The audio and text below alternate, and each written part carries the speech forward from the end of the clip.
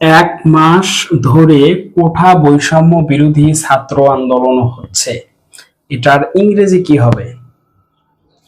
আমি একটু সহজ করে দেই, এটা প্রেজেন্ট পারফেক্ট কন্টিনিউয়াস টেন্স। এখন আমাদের ইংরেজি করতে হবে, এটা এখানে দেখতে হবে যে এই বাক্যের সাবজেক্ট কোনটা এবং ভার্ব কোনটা। এটার ভার্ব হচ্ছে হচ্ছে। এখানে হচ্ছে এই হওয়ার অর্থ কোনো কিছু ঘটতেছে, এর ইংরেজি হবে গোয়িং অন বা গো অন, কোনো কিছু ঘটা। তাহলে সাবজেক্ট এইখান থেকে এই পুরোটাই সাবজেক্টের জায়গায় বসবে। আর আমরা জানি প্রেজেন্ট পারফেক্ট কন্টিনিউয়াস টেন্সে একটা সময় উল্লেখ থাকে, ধরে বা যাবত, ধরে অথবা যাবত, এটা যদি উল্লেখ থাকে তাহলে হবে ফর। এখন এই জায়গায় ইংরেজি করব, মাথায় রাখবে এই বাক্যটা ইংরেজি করার সময় ভাবতে হবে এই অংশে, সাবজেক্টের অংশের মধ্যে কোথাও প্রেপজিশন আছে কিনা। খেয়াল করো, এখানে একটা প্রেপজিশন আছে বিরোধী। আমরা জানি এগেইনস্ট মানে হচ্ছে বিরোধী। তো যখন আমরা একটা ইংরেজি শব্দকে বাংলায় রূপান্তর করি, তখন ইংরেজি শব্দের প্রেপজিশনের পরে যে শব্দ থাকে সেটা সাধারণত বাংলা অর্থের প্রথমে আসে।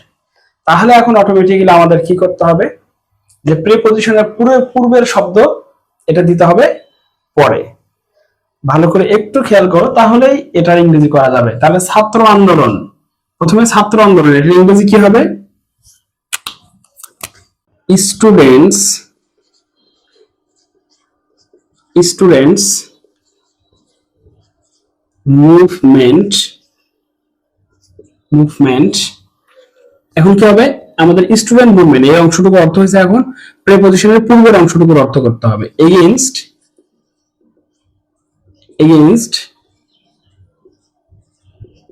কোটা ডিসক্রিমিনেশন,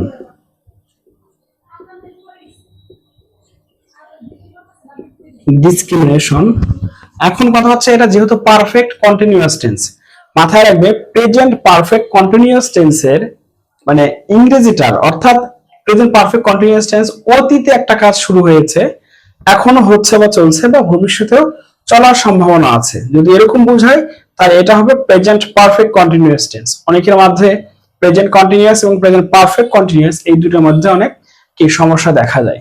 তো সুতরাং এটা মানে মনে রাখতে হবে একটা অতীতে শুরু হয়েছে, সেটা হচ্ছে পারফেক্ট কন্টিনিউয়াস টেন্স।